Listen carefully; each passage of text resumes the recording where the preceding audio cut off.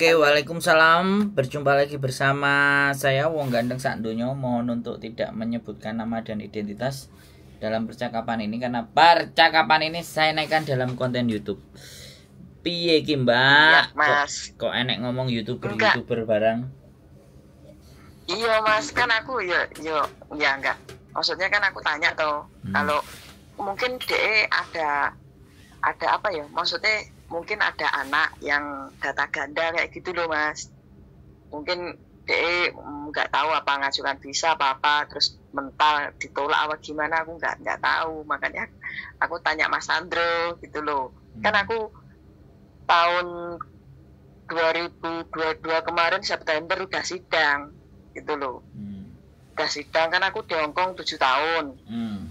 Nah yang kemarin itu pas waktu pergantian Savencing itu KTP itu lah, itu kena aku data ganda itu dulu pernah situ gitu. Tapi udah sidang, udah selesai katanya, udah. Terus ini aku lagi di Indo. Kemarin kan aku ngebreak pas 7 tahun itu, ngebreak tahun kemarin bulan 6 itu loh Mas, aku pulang Indo. Terus ini proses awal lagi di PT gitu. Terus makanya aku kok ketar-ketir, aku tanya, katanya kok yang data ganda mental kayak gitu. Aku udah proses 7 bulan belum dapat majikan, ya aku pikir ya aku sabar lah gitu. Terus yang namanya juga ya manusia Mas, ya mungkin ada khawatirnya, ada rasa apanya gitu loh. Makanya aku tanya Mas Sandro gitu loh, yang data ganda itu bukan proses dari awal di PT ini, tunggu di rumah. Tapi sampai sekarang belum dapat majikan, ya aku ya sabar lah, mungkin ya belum rezekinya, ya aku sabar nunggu itu. Udah berkali-kali interview, ya udah udah 10 kali masuk interview. Tapi ya belum ada yang nyantol, ya udah aku ya sabar gitu. Makanya aku yang bikin ketar-ketir itu yang data ganda itu loh Mas, soal visanya itu loh. Kan katanya kalau data ganda kan termasuk kriminal gitu.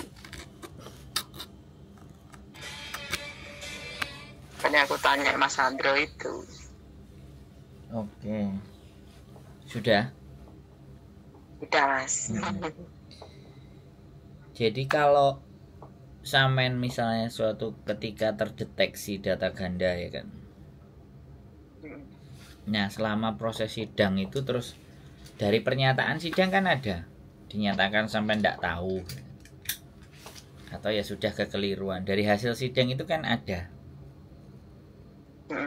Dari hasil sidang itu kan pasti ada surat bahwa saudara bla bla bla bla bla terbukti mempunyai data ganda, kan ada itu sebenarnya. Cuman kadang-kadang kan kita nggak teliti.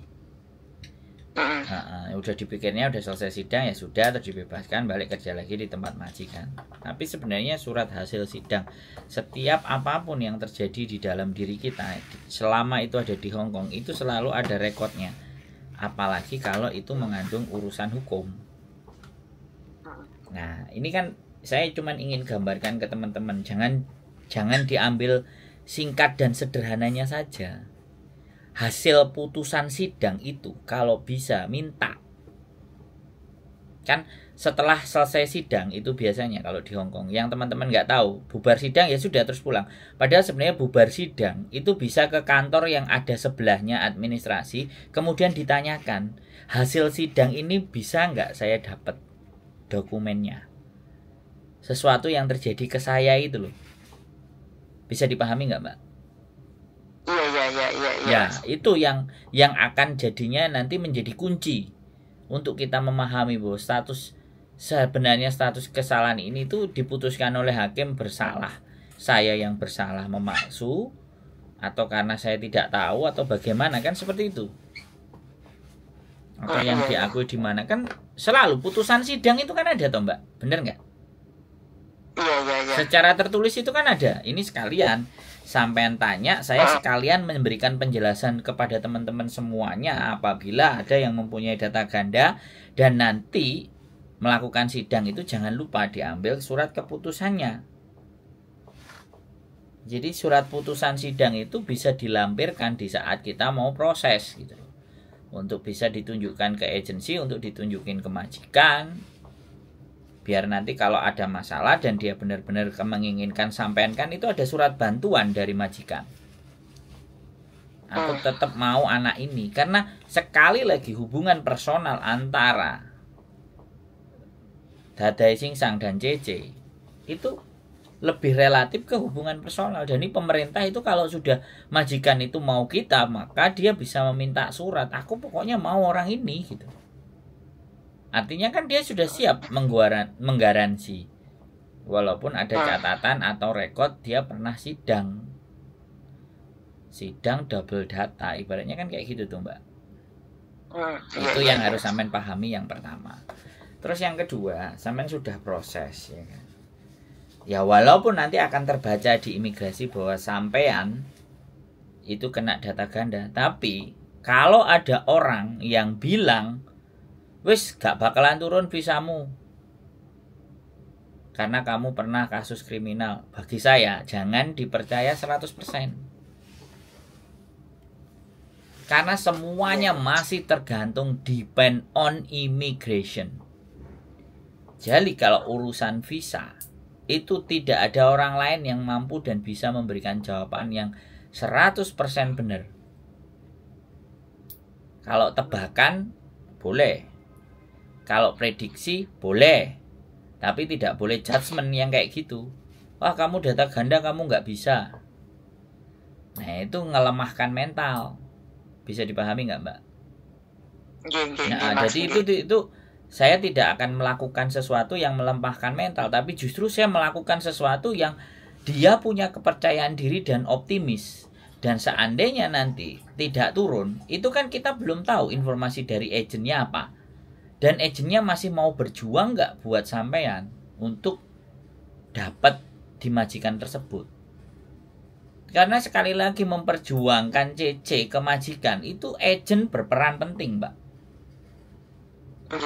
Agen berperan penting. Saya memproses anak yang ketangkep jualan gamis itu bisa. Agennya memberikan surat, suratnya dikasih anak, anaknya bikin pernyataan bahwa tidak melakukan lagi, kirim ke imigrasi, turun visanya.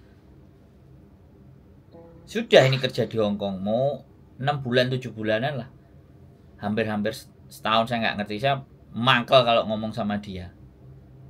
Soalnya waktu berangkat ngomong nyanyenyo. Terus dia nggak ngaku kalau dia pernah jualan gamis. Akhirnya begitu bisa diproses, saya ditelepon.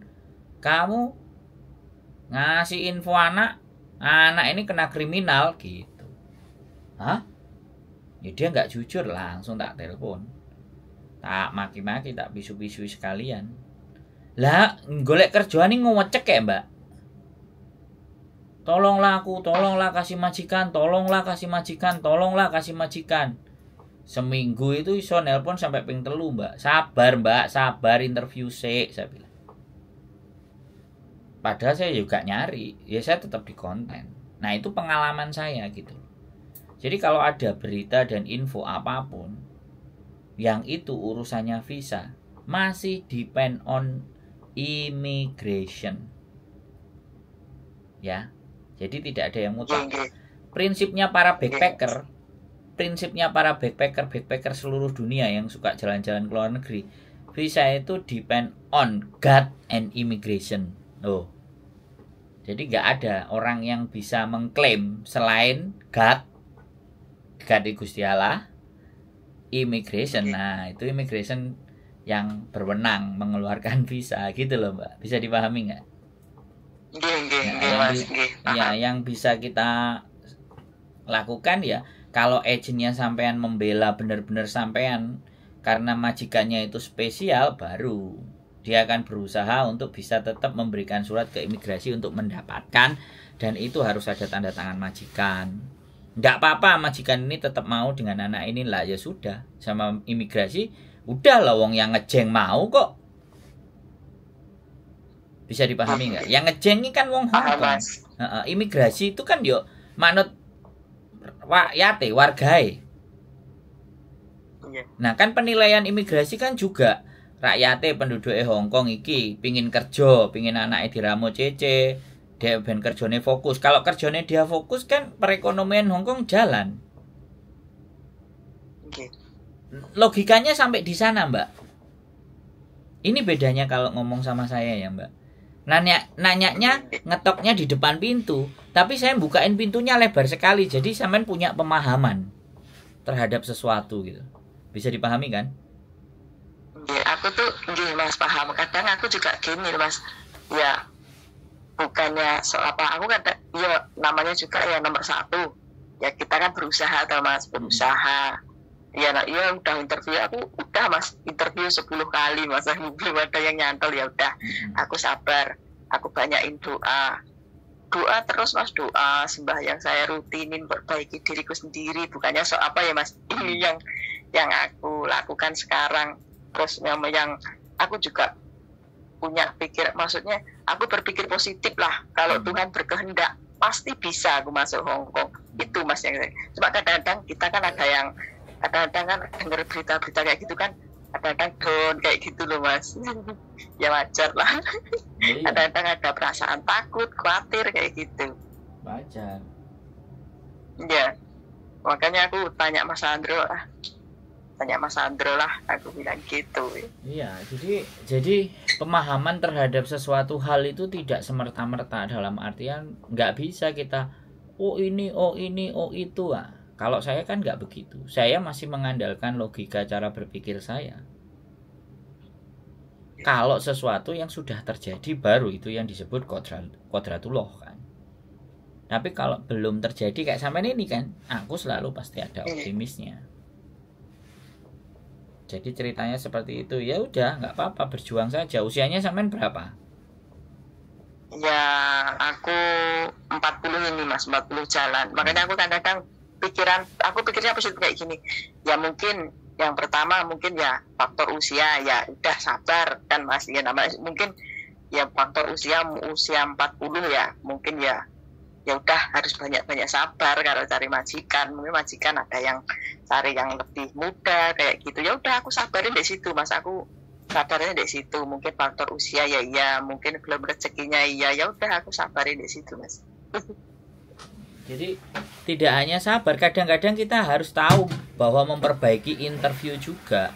Makanya kan bujuku juga kadang-kadang bikin konten yang interview juga. Bagaimana kita interview dengan majikan gitu.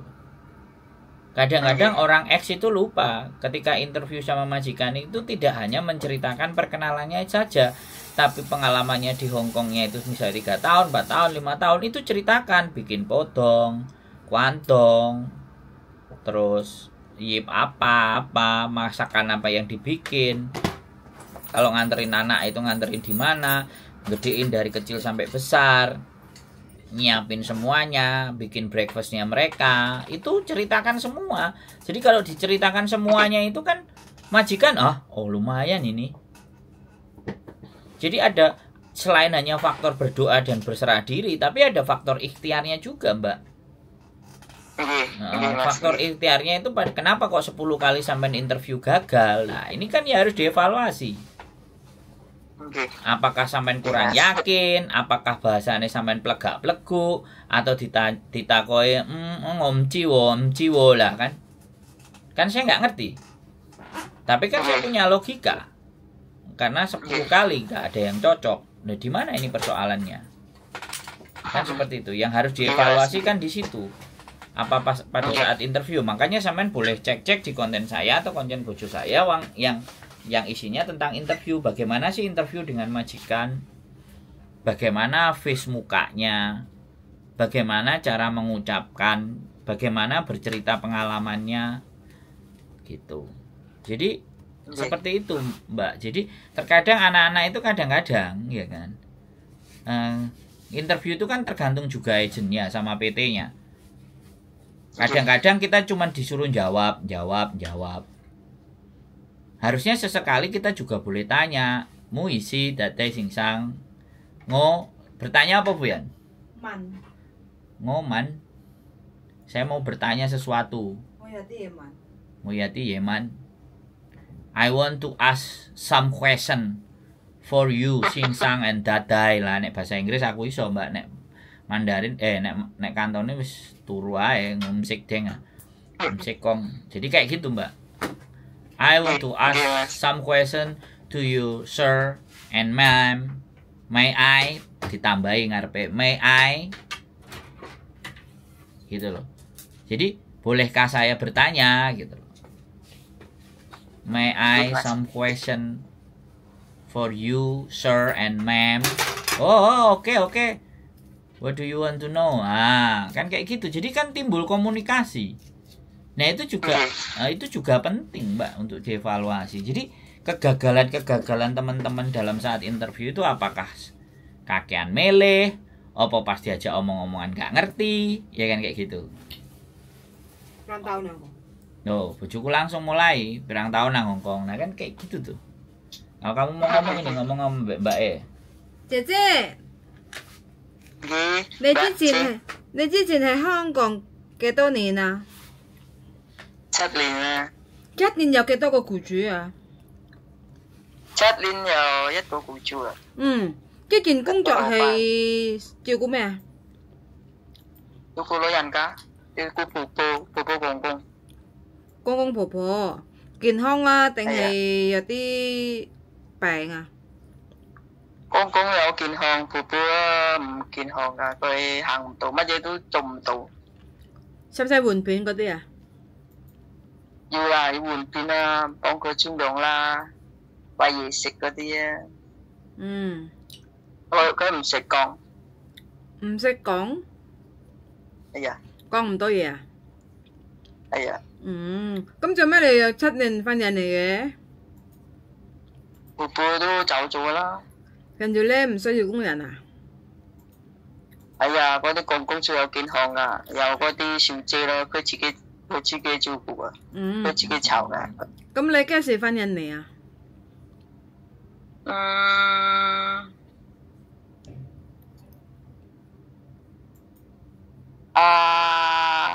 ？Ya, tahun kemarin dah apa Mbak? 上年2023年 tahun kemarin bulan Juni 2023年7月 bulan 6 kok sih 6月 iya Apa sih? Lu wis dah ngomong lu. Lu jare butuh takon.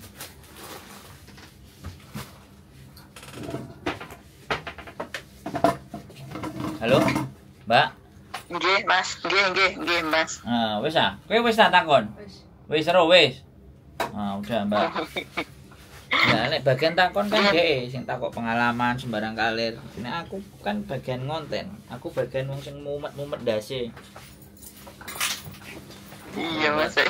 Iya. Sing mumet-mumet ndase. Nek sing mumet-mumet budreg ora ngerti kate lapo kudu piye lah iku bagianku. Tapi nek bagiane bojoku wis ngomong iku golek majikan, ketemu majikan. Nah, iku bagiane dhek. Jadi seperti itu Mbak ya, makanya. Jadi interview itu harus diperbaiki. Ben sampean oke dapat rezeki di Hongkong. Amin. Ada lagi yang kira-kira mau ditanyakan ke saya? Boten Mas, niku mawon. Nggih, makasih. Aman ya. Atas waktu nih Mas. Nggih. Waalaikumsalam warahmatullahi wabarakatuh.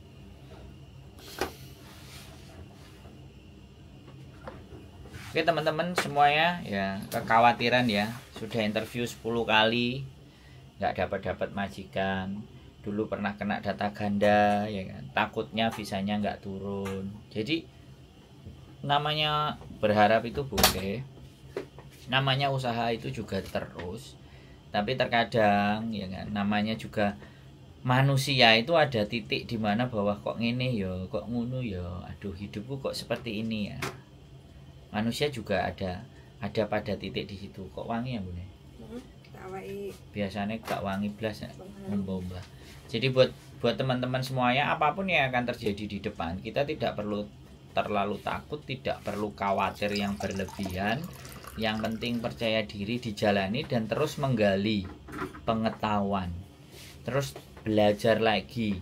Kira-kira apa ya salahnya? Kira-kira di mana ya kelirunya? Jadi kalau kita menjadi manusia yang terus seperti itu, maka kita akan terus memperbaiki diri. Dan orang-orang yang terus memperbaiki diri itulah manusia-manusia yang bertumbuh dan berkembang pada semestinya. Jadi bukan orang-orang yang selalu alah udah kayak gini trimo ae. Iki apa jenenge kersane Gusti Allah. Anak wis berpikirannya seperti itu ya ampun. Jangankan kok sampean, saya pun ketika ada temen yang ketika diajak ngomong, alah Mas Andro ngapain sih? Alah Mas Andro wis gak usah perlu. Malah Andro wis tuwek ngene ae. Saya pasti akan menjauhi orang-orang yang berpikir seperti itu. Dan saya tidak akan bergaul dengan orang-orang yang seperti itu. Saya bergaul dengan orang-orang yang masih punya semangat. Karena bagaimanapun kita masih diberikan nafas, kita masih diberikan kesehatan dan kewarasan dalam berpikir, maka kita harus terus berjuang untuk mencari pengetahuan-pengetahuan baru. Karena knowledge is power. Jadi kekuatan sekarang tidak hanya fisik, tapi pengetahuan. Semakin kita memperbanyak pengetahuan kita, maka setidaknya menghindarkan dan menjauhkan kita dari hal-hal yang menjerumuskan kita. Karena punya bekal pengetahuan. Keep stay tune my YouTube channel and see you next video. Bye bye.